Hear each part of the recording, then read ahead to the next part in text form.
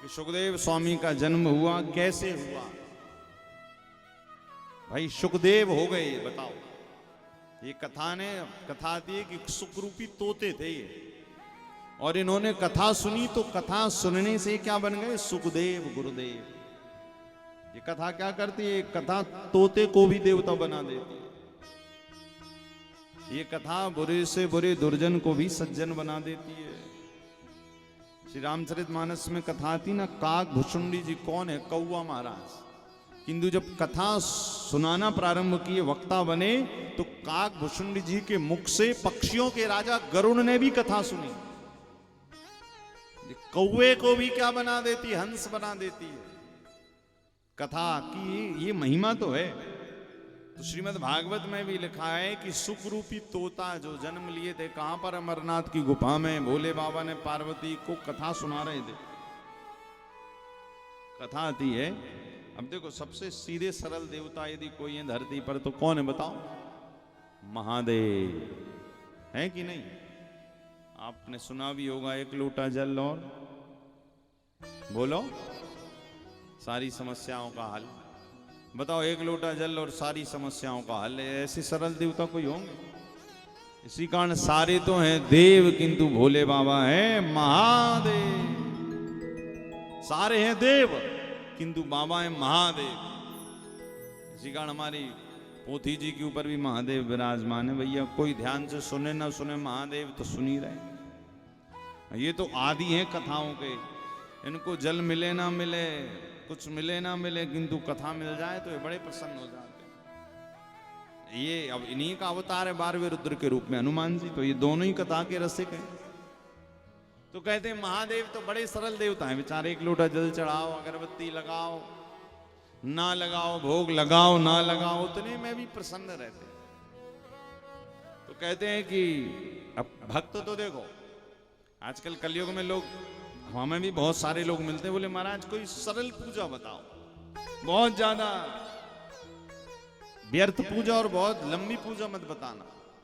तो सबसे सरल पूजा तो शंकर जी की। क्या शादी ना हो तो शंकर जी, व्यापार बढ़िया ना चले तो शंकर जी, बीमार पड़ जाओ तो महामृत्युंजय, आईसीयू में भर्ती हो जाओ तो शंकर जी।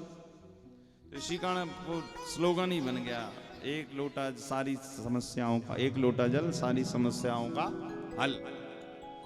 किंतु वो जल बस नहीं चढ़ाना है कि महाराज हमारी समस्या तब तक है जब तक जल खूब चढ़ा रहा, और जब समस्या दूर हुई तो अब दूर से ही हर हर महादेव, ऐसा मत करिएगा भाई। समस्या दोबारा भी आ सकती है।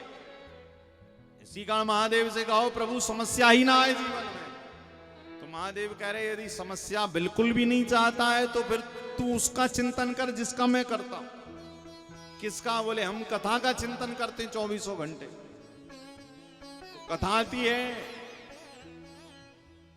एक कल्प की कथा है कि महादेव को एक भक्त ने पुकारा ऐसे ही जल चढ़ाकर, जल्दी प्रसन्न हो जाते, बहुत जल्दी।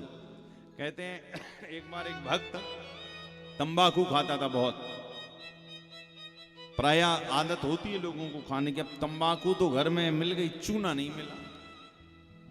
अब उसने कहा बताओ, पूरा घर छान मारा, पूरे जितने भी घर में पात्र थे, डब्बे वगैरह सब खाली कर दिए, तंबाकू मिल गई, चूना नहीं मिला। उसने कहा क्या किया जाए महाराज, जब तक चूना नहीं मिलेगा तंबाकू चूना खाऊंगा नहीं। मुख अंदर से वो व्यसन के प्रति जो भाव वो जाएगा नहीं, एकदम अंदर नशा छा रहा था। क्या किया जाए, घर से निकल गया, गांव में किसी के यहां चूना मिल जाएगा। अच्छा, संयोग से उस समय दीपावली चल रही थी, तो सबने कहा हमने तो पूरा दीवालों में पोत दिया चूना। उसने कहा हाय राम, आज तो किस्मत ही खराब है, क्या किया जाए। अब गया गांव में कोई मंदिर हो ना हो, किंतु शंकर जी के मंदिर सभी गांव में रहते हैं। देखो महादेव यहां भी विराजमान है। तो ऐसे ही मंदिर रहा, और जाकर के बेचारा वो जो शंकर जी की जो जलहरी होती है ना, उस पर सिर रखकर सो गया। अब सोया तो उसी समय शाम की बेला हुई, प्रदोष काल, शाम का समय हुआ। तो शाम के समय में कहते महादेव और पार्वती ब्रह्मांड की प्रदक्षिणा परिक्रमा लगाने निकलते। जब निकले तो पार्वती जी ने कहा प्रभु देखो कितना आपका दीवाना है। क्यों? बोले देखो इतना आपको याद किया कि बेचारा आपके पास ही सर रखकर सो गया। अब जलाहरी मां पार्वती का रूप है, बोले बताओ मेरे ऊपर ही सो गया बेचारा, इतना भक्त है, इतना दीवाना है। बाबा ने कहा तुम्हें क्या पता ये किस चीज का दीवाना है, अभी बताऊंगा तो फिर क्या कहोगी आप भी। तो पार्वती जी ने कहा नहीं प्रभु, अब जैसा भी है आप उसको जाओ और दर्शन दो, और जो भी उसको चाहिए वो दो। अब भोले बाबा मनी मन सोच रहे बताओ मुझे चूना देने भी जाना पड़ेगा। बोले नहीं, वो पार्वती जी को पता नहीं था। अब पार्वती जी जिद करने लगी। बोले बाबा कहने लगे आगे बढ़ो देवी, ये तो भक्त लोग ऐसे पड़े ही रहते हैं। बोले नहीं आपको तो जाना पड़ेगा। अब पत्नी कोई हट कर ले तो श्रीमान जी को तो पूरी करनी पड़ेगी। तो श्रीमान जी अब भोले बाबा को तो पता ही है क्या चाह रहा है। भोले बाबा आ गए शिव मंदिर के पास, शिवलिंग के पास, पिंडी के पास जहां वो सो रहा था। भोले बाबा ने जोर से डमरू बजाई, अलाख निरंजन भक्त बरमरूही बर मांगो क्या चाहते हो। तो उसको भी चूने की इच्छा थी, बोले चूना दे दो। पार्वती जी को इशारा किया, बाबा ने देखा चूना मांग रहा है, बोले दे दो तो। भोले बाबा ने कहा ये ले चूना। भोले बाबा ने कहा आज से मुझे चूना देने भी आना पड़ेगा भक्तों को। इसी कारण सबसे सरल, सबसे जल्दी प्रसन्न होने वाले कौन है? ओ सारे हेला मेला बोलो हर हर महादेव। सारे हेला मेला बोलो हर हर देव। सारे हेला मेला बोलो हर हर महादेव।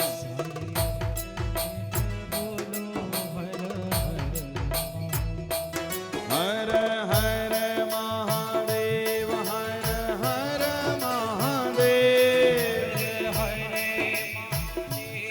हर हर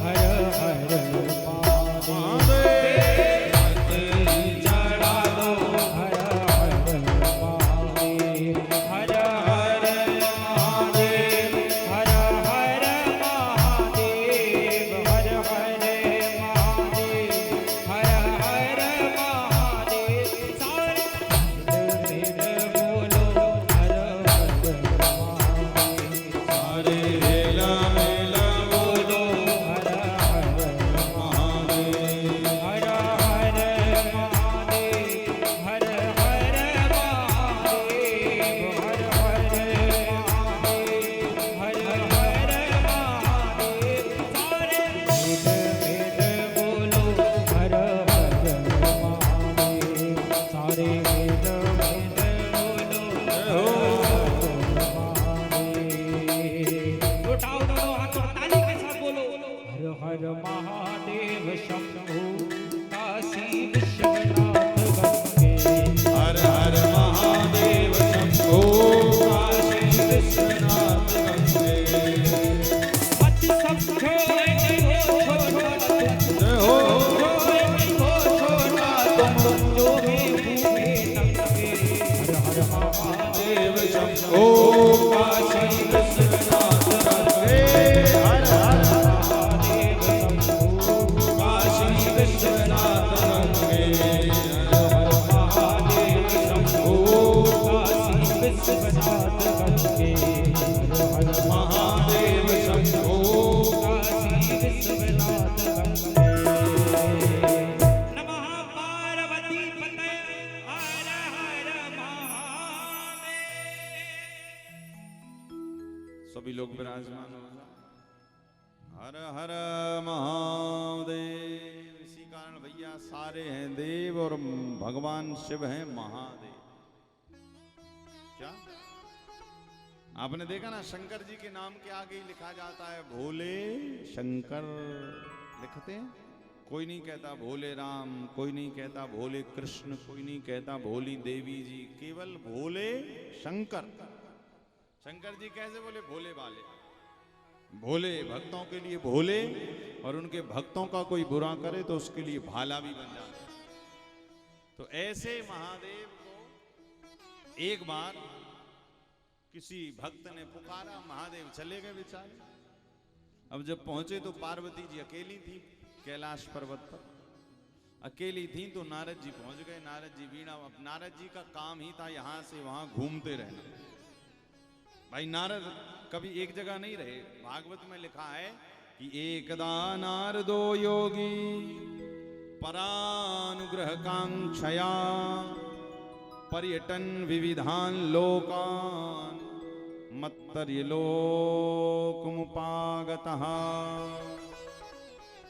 क्या लिखा है? एकदा नारदो योगी परानुग्रह कांक्षया। जो भक्त होता है, जो संत होता है, वो एक जगह टिकता नहीं है, सदैव लोगों की भलाई के लिए यहां से वहां घूमते ही रहता है। आपने देखा ना, गांव में कुछ लोग ऐसे रहते हैं कि उन्हें लोगों की चिंता ज्यादा रहती है। घर में भले खुद के खाने की व्यवस्था हो या ना हो, किंतु दूसरों की बड़ी चिंता रहती है। परानुग्रह कांक्षया, दूसरों के हित की जो चिंता करे वो संत है। और नारद जी जैसा संत दुनिया में कोई दूसरा नहीं। तो ऐसे ही नारद जी यहां वहां डोलते रहते हैं, कभी यहां कभी वहां। चलो भैया कल से यहां व्यवस्था करवा देना। समिति के लोगों से निवेदन है कि यहाँ बहुत ज़्यादा विक्षेप ना हो, बहुत ज़्यादा कथा डिस्टर्ब ना हो, तो इसकी व्यवस्था आप लोगों को करनी होगी। यहाँ जो भी रस्सी वगैरह बांधकर विधिवत, क्योंकि 3 घंटे 3.5 घंटे कथा मुख्य है। और कल से तो कथा का समय लगभग 12:30 बजे से जो नियत है, 12:30 से 3-4 बजे तक की कथा चलेगी। जो YouTube पर भी भक्त सुन रहे हैं, आज कथा कुछ विलंब से प्रारंभ हुई, क्योंकि हमारे संगीतकार थोड़ा विलंब से पहुंचे यहाँ गांव तक। कल से कथा का समय ठीक 12:30 बजे। कितने बजे? 12 बजे। हाँ चलो 12, 12:30 इंडियन टाइम 12, किंतु 12 का 12:30 हो जाता है। किंतु आप लोग 12 पे पधारिए। हमारे संगीतकार पधारेंगे जल्दी, भजन सुनिएगा और फिर आनंद से कथा चलेगी। 4 बजे तक कथा विश्राम होगी और फिर उसके बाद आगे दैनिक दिनचर्या आप लोग घर पर करेंगे। तो आज तो कथा जरा, और कल से और व्यवस्थाएं जरा व्यवस्थित कर दें। कल से माताएं जरा थोड़ा सा पीछे होकर बैठेंगी, क्योंकि ये कथा YouTube फेसबुक पर भी लाइव चल रही है, ताकि कैमरा वाले भैया को ज्यादा समस्या ना हो। चलो भाई, गोपाल जी की कथा है तो वैसे तो गायों के चरण पड़ रहे हैं, कोई बात नहीं, किंतु फिर भी जरा व्यवस्था देखिए। प्रतिदिन उनका रास्ता यही होगा, इसी कारण वो सब यहीं आ रही हैं। तो आइए हम सभी भगवान की कथा में पुनः प्रवेश करें, जहां पर सुंदर शिव चरित्र में आपको सुना रहा हूं। और कहते हैं नारद जी पधारे। कहां पधारे? कि एकदा नारदो योगी परानुग्रह कांक्षया पर्यटन विविधान लोकान मत्तर्यलोकमुपागता केनोपायां चैतेषां दुःखनाशो भवेत् ध्रुवम् इति संचिन्त्य मनसा विष्णुलोकं गतस्तदा। श्री राम जय राम जय जय राम। श्री राम जय राम जय जय राम। श्री राम जय राम जय जय राम। श्री राम जय राम जय जय राम। श्री राम जय राम जय जय राम। श्री राम जय राम जय जय राम। श्री राम जय राम जय जय राम। श्री राम जय राम जय श्री राम जय राम जय राम। श्री राम जय राम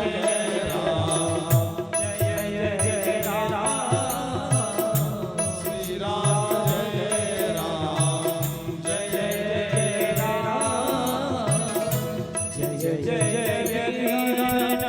हर हर हनुमान। जय जय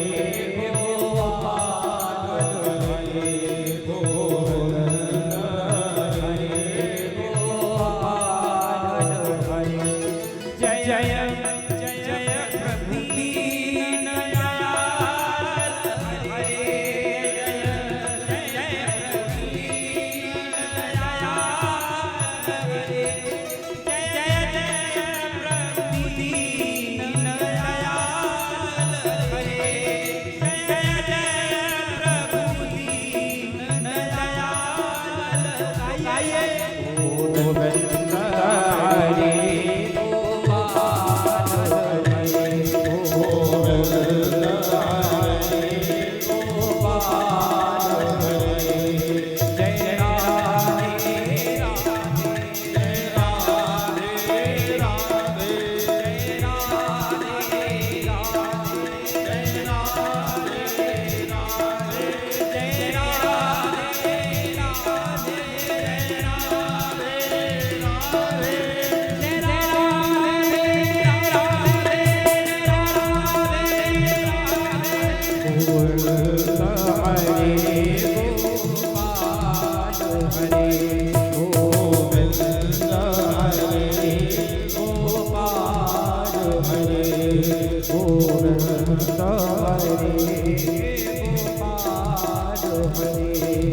गोरखनाथ हरे गोपाल हरे।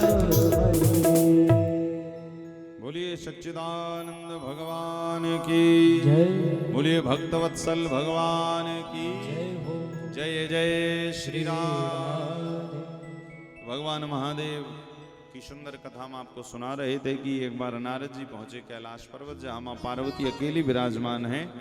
और मां पार्वती को देखकर नारद जी ने कहा, मां बाबा कहाँ गए? बोले बाबा तो तुम्हें पता है किसी भक्त के यहाँ चले गए, किसी ने बुलाया और चले गए। अच्छा। नारद जी ने कहा अब हमारा काम आसान हो गया। क्यों? बोले पार्वती में ये देखिए, पार्वती जी के मन में बाबा के प्रति जरा कहते ना, कई लोग समाज में ऐसे रहते ना जो किसी की अनुपस्थिति में उसके प्रति किसी को भड़का देते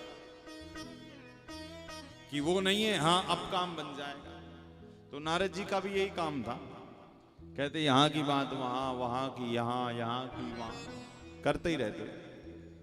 आपने देखा ना गांव में कुछ लोगों का स्वभाव रहता है, यहाँ की सुनी वहां बताई, वहां की सुनी वहां बताई, और जब बढ़िया झगड़ा होने लगा तो घर की छत पे खड़े होकर देखने लगे, वाह वाह क्या आनंद आ। होते हैं कई ऐसे स्वभाव वाले। और किसी से पूछो कि भैया इतने दुबले क्यों? बोले अरे हमें सारे गांव की फिक्र है। क्या? बोले मियाँ दुबले क्यों? बोले सारे गांव की फिक्र। ये कहावत है, मियाँ दुबले क्यों? बोले सारे। तो शायद नारद जी भी आज तक इसी कारण मोटे नहीं हुए, दुबले ही रहे बेचारे। क्यों? बोले यहां से वहां डोलते रहे, कभी यहां कभी वहां। और कर्मशील व्यक्ति वैसे भी घूमते ही रहता है, क्रियाशील जो रहता है। आलसी व्यक्ति पड़ा रहता, अरे महाराज कौन घूमे। किंतु नारद जी, कई लोग होते ना कि कोई समस्या हो गई तो समस्या को पहाड़ जैसा बनाकर उसको देखते रहेंगे, उसका समाधान नहीं सोचेंगे कि इसका समाधान कैसे हो। एक इंग्लिश में बहुत अच्छी कहावत है, एक होते हैं प्रॉब्लम क्रिएटर यानी समस्या को बनाने वाले, और एक होते हैं प्रॉब्लम शूटर यानी समस्या कोई हुई है तो उसको खत्म करने वाले। तो नारद जी कैसे थे? बोले नारद जी थे प्रॉब्लम शूटर यानी समस्या को खत्म करने वाले। जीवन में भी याद रखिएगा, एक सूत्र लीजिए कथा से। क्या? जीवन में कभी कोई समस्या आ जाए, कोई भी आ जाए, हाथ पर हाथ धरकर बैठिए मत, उसका समाधान सोचने का प्रयास करिए। और दुनिया में कोई ऐसी समस्या नहीं जिसका कोई समाधान ना हो। बात हमारी विवेक और बुद्धि की है कि हम कितनी हद तक उसको समाधान कर सकते हैं। आपने देखा ना कोई लोग अरे महाराज अब तो क्या होगा, ऐसा मत करिए। और भक्ति जिसके जीवन में आ जाती ना तो वो प्रॉब्लम शूटर हो जाता है ना, समस्या को खत्म करने वाला हो जाता है। हम लोग कथा करने जाते हैं, यदा कदा आपके यहाँ पर आए, इसके बाद फिर कोरबा कथा है छत्तीसगढ़ में, फिर शिवरी नारायण कथा है हैदराबाद, तो घूमते ही रहते लगभग साल भर। तो साल भर कर ऐसा तो नहीं कि यात्राओं में भी कभी कभी समस्याएं जाती हैं कुछ, तो ठाकुर जी की कृपा से तुरंत उसका निदान भी प्राप्त करते जाते, खोजते जाते और आगे बढ़ते जाते, रुकते नहीं। रुक जाएंगे तो फिर कथा यात्रा अधूरी रह जाएगी। हाँ, करते सब जाते हैं किंतु करवाते कौन है? करवाते तो परमात्मा ही। आपने देखा हनुमान जी महाराज सबसे बड़े प्रॉब्लम शूटर है। हनुमान जी महाराज क्यों? जब समुद्र को लांघने की तैयारी हुई थी तो मैनाक पर्वत आ गया था, सुरसा आ गई, सिंहिका आ गई। कोई और होता तो कहता हमें नहीं जाना, सिंहिका खा जाएगी। सुरसा, जैसे जैसे हनुमान जी बढ़े सुरसा बदन बढ़ाती जाती थी। किंतु जो देखा हनुमान जी ने, इसके सामने बढ़ने से नहीं, इसके सामने छोटा होने से काम बनेगा। हनुमान जी मच्छर के समान बने। तो जहां जैसी समस्या है वहां वैसा व्यवहार करिए। कहीं पहाड़ जैसे भी बन जाइए तो कभी मच्छर के समान भी बनकर समस्याओं का समाधान करके आगे बढ़िए। और हनुमान जी पहुंच गए थे लंका, लंका को जलाकर वापस आ भी गए। जामवंत जी ने कहा था कोई और नहीं जा पाएगा, हनुमान जी आप ही जा पाओगे। तो हनुमान जी के जीवन से एक शिक्षा लेनी चाहिए। क्या? जीवन में कोई भी प्रॉब्लम आ जाए उसको बिल्कुल शूट कर दो, हटा दो। प्रॉब्लम शूटर उसका नाम होता है। और कई होते हैं समस्या खड़ी करने वाले, अरे बाद में देखेंगे, हो जाएगा, कर लेंगे, काम ही तो है, हो जाए। तो नारद जी कैसे? नारद जी समस्या का समाधान करने वाले। अब अब देखिए नारद जी पहुंच गए पार्वती मैया के पास। अब पार्वती जी के पास पहुंचे, सोई पार्वती जी तो बेचारी अकेली बैठी। तो नारद जी ने कहा, अपने पति को तुम दिन रात भोले बाबा कहती हो, वास्तव में वो इतने भोले हैं कि बस नाम के ही भोले हैं? पार्वती ने कहा, नहीं बड़े भोले हैं। कितने भोले हैं? बोले इतने भोले हैं कि गुरु मंत्र भी उन्होंने मुझे बता दिया, बेचारे इतने भोले हैं। नारद जी ने कहा, ये तो गड़बड़ है, पार्वती जी की तो अपने पति पर पूरी निष्ठा है। कहा, अच्छा गुरु मंत्र बता दिया है तो ठीक है, आज तक भोले बाबा ने बताया कि उनके गले में जो मुंडमाल वो किसकी है? बोले हाँ, आज तक ये तो नहीं बताया। बताओ, तुम्हें नहीं बताया और हमें पता है। पार्वती जी ने कहा, अच्छा आपको पता है? हाँ, तुम्हारे पति होने के बाद भी तुम्हें कभी नहीं बताया? बोले आज तक नहीं बताया। अभी जिस पार्वती जी को भोले बाबा पर प्रेम आ रहा था, वही पार्वती जी क्रोध के कारण लाल हो गई। आने दो, छोड़ूंगी नहीं अब आज। जैसे ही कहा तो नारद जी ने कहा, बस तो हमारा काम हो गया, श्रीमन नारायण नारायण। चले गए। अब घर में पार्वती मैया अकेली हैं और इंतजार कर रहे हैं कि आने दो श्रीमान जी। पहुंचे भोले बाबा। जैसे ही बाबा ने कहा प्रिय, जैसे ही प्रिय कहा, पार्वती ने कहा, अच्छा मुझे प्रिय कह रहे हो? अरे आपका मेरे से प्रेम नहीं, आप मुझसे द्वेष करते हैं, बैर करते हैं। क्या हुआ? भोले बाबा समझ गए, आज तो जगदम्बा का माथा एकदम 7वें आसमान पर। भाई घर में श्रीमान जी ऑफिस से, ड्यूटी से, खेत से आए और श्रीमती जी यदि गुस्सा हैं तो दरवाजा खोलने से ही श्रीमान जी समझ जाएंगे कि आज तो घर की जगदम्बा एकदम काली बनने वाली है? नहीं समझ पाए तो पानी मंगाया श्रीमान जी ने, एक गिलास पानी ले आया तो पानी भी पटक कर देंगे टेबल पर, ये लो पानी। समझ जाएंगे आज तो गड़बड़ होगी। पानी भी अच्छे से ले आई तो आपने देखा ना, गुस्से वाला पानी का गिलास आधा भरा हुआ होता है, पूरा नहीं भरा हुआ, आधा। और देंगी भी तो पटक कर तो आधा छलक कर और गिर और जाता। तो पति के हलक से पानी नीचे नहीं जाता तब तक पूछ नहीं लेता हुआ क्या। तो पत्नी भी जल्दी नहीं, बोले कुछ नहीं। तो बोले गिलास पटक कर क्यों दे रही? बोले मेरी मर्जी। तो पार्वती जी से भी भोले बाबा कह रहे हैं प्रिय। बोले आप मुझे प्रिय मत कहिए। क्यों? आज तक आपने सबको बता दिया, किंतु आपके गले में मुंड की माल किसकी, आज तक मुझे बताया नहीं। आप मुझसे प्रेम करते हैं? बाबा ने कहा, देवी किसी और की नहीं है, ये आपके ही शरीर को मैं मुंड बनाकर धारण करता रहा। जब जब आप जन्म लेती रही, कभी आप उमा, अंबिका, भवानी, सती जो बनती रही। हमारे पूरे भारतवर्ष में मां की 52 सिद्धपीठें हैं जहां पर मां के अंग गिरे थे देह त्याग के समय। कहते हैं उन अंगों को भोले बाबा ने गले में धारण कर लिया मुंड बनाकर। क्यों? क्योंकि महादेव ने कहा, पार्वती में शिव तभी हूं जब शक्ति के साथ हूं, बिना शक्ति के शिव भी अधूरा है। इसी कारण आपने देखा ना, घर में शिवजी केवल शिवलिंग नहीं रखे जाते, शिवलिंग को जलहरी के ऊपर रखा जाता। क्यों? क्योंकि वो जो शिवलिंग है वो तो है शिव, और जो जलाहारी वो है शक्ति। शिव और शक्ति जब घर में होते हैं तब परिणाम अच्छे आते हैं। अकेला शिवलिंग भी नहीं रखते, अकेली जलहरी भी नहीं रखते। इसी कारण ये दोनों का मिलन है, शिव और शक्ति का मिलन है। इस पे ही सृष्टि चल रही है संपूर्ण। आपने देखा ना, अभी जो हमारे भारत के यशस्वी प्रधानमंत्री जी ने जो चंद्रयान भेजा था दक्षिणी ध्रुव पर, तो उस जगह का नाम भी शिव शक्ति दिया कि नहीं दिया? क्यों? कहते हैं गैलेक्सी, आकाश गंगा की बहुत बड़ी घटना है। कहते हैं वहां पर हजारों हजार तारा, हजारों हजार कितने कितने ग्रह उपग्रह टूट कर गिरते हैं। आपने देखा ना, तारा टूट कर कहां गिरा? बोले उस संपूर्ण आकाश गंगा में एक छिद्र है जिसको शिव नाम दिया गया है शास्त्रों में। कहते हैं सारी सृष्टि मरने के बाद शिव में ही मिल जाती है, उन्हीं से प्रकट होती है, उनमें ही मिलती है। इसी कारण वो शिव शक्ति, शिव, यदि शिव नाम भी ले रहे हैं तो समझ जाओ कि इसमें पार्वती जी और शंकर जी दोनों आ गए शिव नाम में। कैसे? जब हम शिव लिखते हैं तो शिव में जो मात्रा लगाते इकार, यदि वो इकार हटा दो, मात्रा हटा दो, ना लगाओ तो क्या लिखा जाएगा? शव। शव होगा कि नहीं?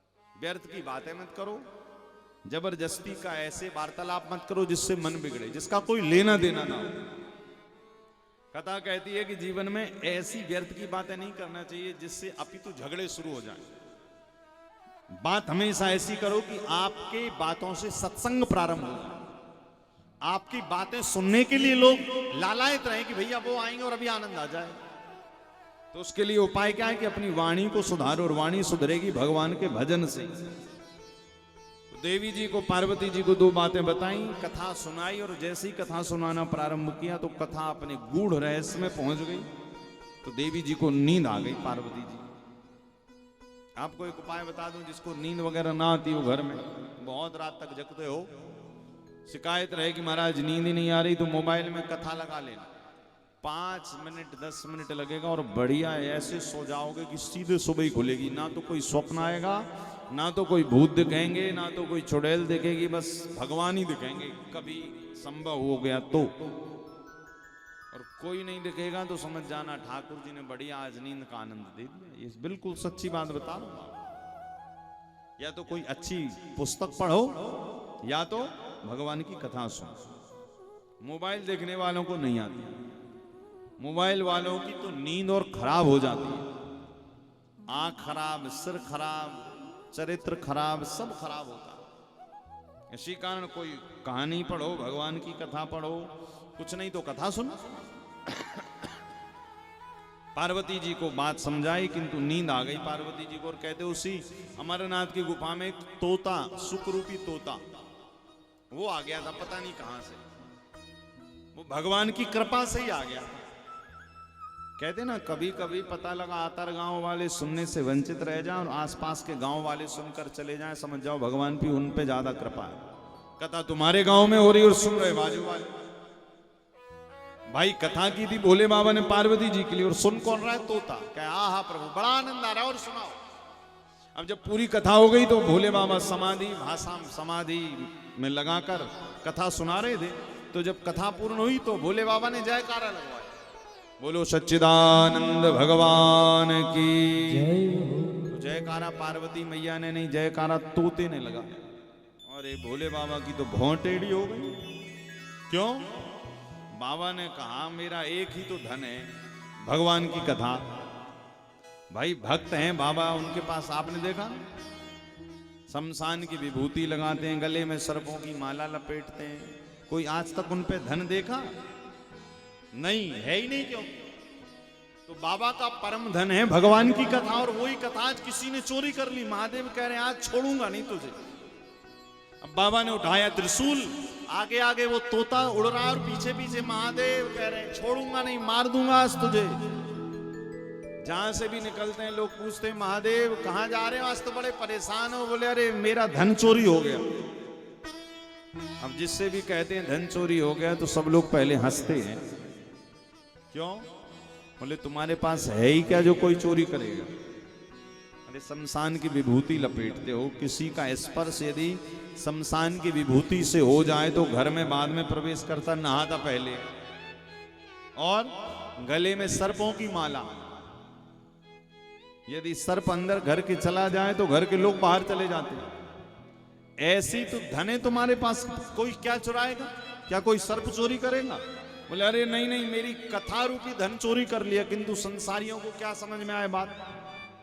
बाबा पहुंच गए। भोले बाबा कहा? व्यास आश्रम, सरस्वती नदी का तट, सम्याप्राश आश्रम। और जहां पर वेद व्यास जी की पत्नी मां अरणी जमाई ले रही थी, बड़ा सा मुंह खोला तो वो तोते ने सोचा कहां जाऊं, कोई जगह तो मिल नहीं रही, तो अरणी के मुख से ही होता हुआ गर्भ में चला गया। उसने कहा ये बढ़िया स्थान है छुपने के लिए, अब यहां महादेव भी कुछ नहीं कर सकते। कहते महादेव खोजते हुए पहुंच गए सम्याप्राश आश्रम, सरस्वती नदी के तट पर। व्यास जी से कह रहे मेरा दुश्मन तुम्हारे आश्रम में आया। अच्छा आपका भी कोई दुश्मन है? बोले हाँ है, अभी अभी चोरी करके आया है। अच्छा चोरी भी कर ली? पहले तो व्यास जी ठहाका मारकर मुस्कुराए, बोले तुम्हारे पास है ही क्या जो कोई चोरी करेगा? अरे आपके पास तो जो आता है तो सब लुटा देते हो। 3 लोग बस्ती में बसाए, आप बसे वीराने में। धन धन भोलेनाथ, कमी नहीं कौड़ी भरे खजाने। महादेव आपके पास क्या कमी है? आप तो स्वयं शमशान में रहते और कहते हो हमारा धन चोरी कर लिया। अरे नहीं, जिसने भी किया है छोड़ूंगा नहीं, मार कर रहूंगा। अच्छा मारोगे? अच्छा चोरी क्या हुआ? बोले किसी ने मेरी अमर कथा चुरा ली। व्यास जी फिर से मुस्कुराए, बोले बाबा आप ही कह रहे हो कि मैं मारूंगा और आप ही कह रहे हो कि अमर कथा चोरी करी है। अब आप ही विचार करो कि जिसने अमर कथा सुन ली हो उसे अब कोई मार सकता है क्या? महादेव ने कहा ये तो सही बात है। भाई व्यक्ति को जब गुस्सा आता है तो गुस्से में कुछ का कुछ नहीं बोलता, मुंह से बोलता है जब उसको जरा होश आता, जब हाँ सही बात है, ये तो मैं गलत बात कर रहा हूं। तो महादेव को भी लगा हाँ ये तो गलत बात बोल रहा हूं, जिसने अमर कथा पी है उसको क्या कोई मार सकता है? तो महादेव ने कहा हाँ मार तो नहीं सकता हूं, किंतु एक बार देखना चाहता हूं कि वो है कहां। व्यास जी ने कहा प्रभु वो तो जहां जाना था तो चला गया। बाबा को पता चल गई कि इसकी पत्नी के गर्भ में जाकर छुपा है मेरा दुश्मन। बाबा भी बैठ गए, कह रहे जब तक वो बाहर आएगा नहीं तो मैं वापस जाऊंगा नहीं। और अंदर वाला जो बैठा है तोता वो सोच रहा है जब तक महादेव जाएंगे नहीं तो मैं बाहर निकलूंगा नहीं। भाई जो व्यास जी की पत्नी के गर्भ में गया वो क्या सोच रहा है तोता? जब तक भोले बाबा जाएंगे नहीं तो मैं निकलूंगा नहीं। और महादेव कह रहे हैं जब तक ये निकलेगा नहीं तो मैं जाऊंगा नहीं। ये होते होते 12 साल हो गए। बताओ भाई, गर्भ तो 9 महीने का होता है, यहां 12 साल। 12 वर्ष बाद व्यास जी ने कहा प्रभु आप जाओ, क्योंकि आप जब तक जाओगे नहीं ये बाहर नहीं आएगा। भोले बाबा ने कहा अच्छा हाँ प्रभु यहां से जाओ आप। तो जब जाने लगे तो व्यास जी ने कहा प्रभु जो गर्भ में उसको जरा कुछ आशीर्वाद दे दो। उसने अमर कथा सुनी है तो महादेव ने आशीर्वाद दिया जो तुम्हारी पत्नी के गर्भ में है वो दुनिया का परम बैरागी होगा, वीतरागी होगा, परम विद्वान होगा, ज्ञानी होगा। और तो और ये सब होने के बाद में भगवत भजन का परम रसिक होगा। वो साधारण नहीं, वो देवताओं के तुल्य होगा। वो कौन होगा? बोले जब अरणी के गर्भ से प्रकट हुए तो तोता बनकर गए थे, किंतु जब प्रकट हुए तो नाम पड़ गया शुकदेव गुरुदेव। बोलिए शुकदेव भगवान की जय हो।